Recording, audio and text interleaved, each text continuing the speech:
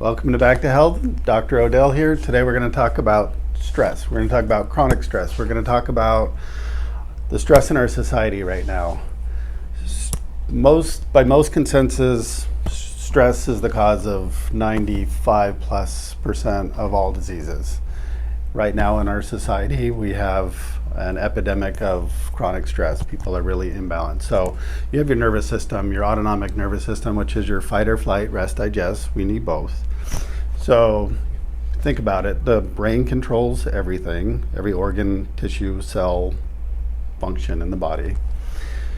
When our nervous system gets out of balance, and then we tend to all causes problems. So think about it this way, like if we were a zebra being chased by the lion, what would happen? Our blood pressure goes up, our heart rate goes up, respiratory rate goes up, our body shunts our blood from our organs and our hands and feet to the larger muscles so we can run away, which is good, which is a proper response.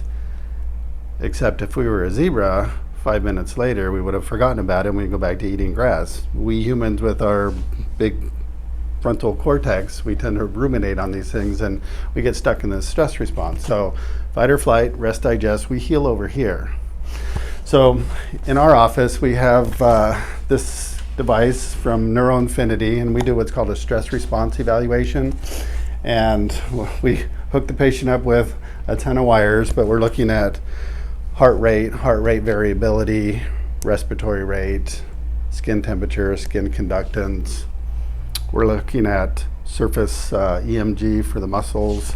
We're looking at EEGs for brain waves.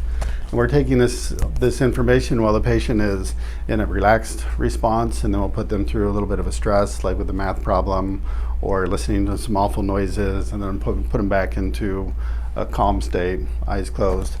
That information tells us how you're responding to stress. So some people, the gas is always on, and they don't have any brakes. Sometimes people have, imbalance, too much brakes, not enough gas.